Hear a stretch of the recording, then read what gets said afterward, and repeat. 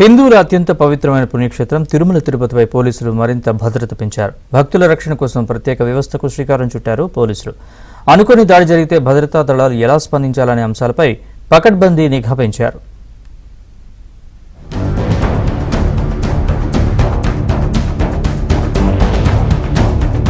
తిరుమలపై ముష్కరుల దాడుల బెదిరింపుల ఆరోపణల నేపథ్యంలో భద్రతా దళాలు అప్రమత్తమయ్యాయి.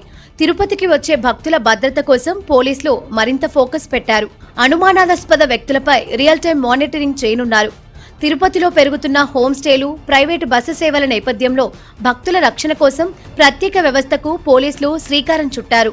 హోమ్ స్టేలలో బస చేసే భక్తులకు ఇబ్బంది ఎదురైతే పోలీసు వ్యవస్థ నుంచి రక్షణ కల్పించేలా సివిఐ ఆర్ఎంఎస్ సిస్టమ్ రూపుదిద్దుకుంటుందని జిల్లా ఎస్పీ హర్షవర్ధన్ రాజు తెలిపారు. ఇందుకు తిరుపతిలోని హోమ్ స్టేలు, లాడ్జిల్లో బస చేసేందుకు వచ్చిన భక్తుల బయోడేటాను పోలీసులు ఏర్పాటు చేసిన అప్లికేషన్లో నమోదు చేయాల్సి వస్తోందన్నారు. తిరుపతిలో నిన్న city visitors information and record management system అని చెప్పి ఒక వెబ్ బేస్డ్ అప్లికేషన్ని డెవలప్ చేయడం జరిగింది. కాబట్టి ఏదైనా ఒక సంఘటన జరిగినా కూడా మనం కొంత ప్రాథమికంగా దర్యాప్తు చేయడానికి మనకు ఇన్ఫర్మేషన్ ఉంటుంది. అది ఒక కోణం అయితే, రెండోది వచ్చిన యాత్రికులకు కూడా వాళ్ళు ఇచ్చిన ఇన్ఫర్మేషన్ మనం ఎట్లా ప్రైవసీ ఇదిలోనే ఉంటుంది, దాన్ని ఎక్కడా కూడా మనం చేసేది ఏం లేదు.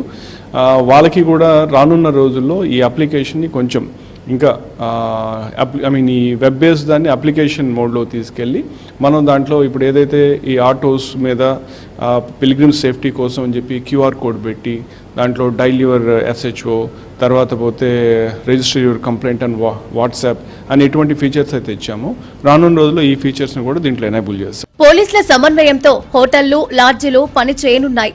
దీంతో నేరాల నియంత్రణ, నేర చరిత్ర కలిగిన వ్యక్తుల కదలికను గుర్తించే అవకాశం ఉంది.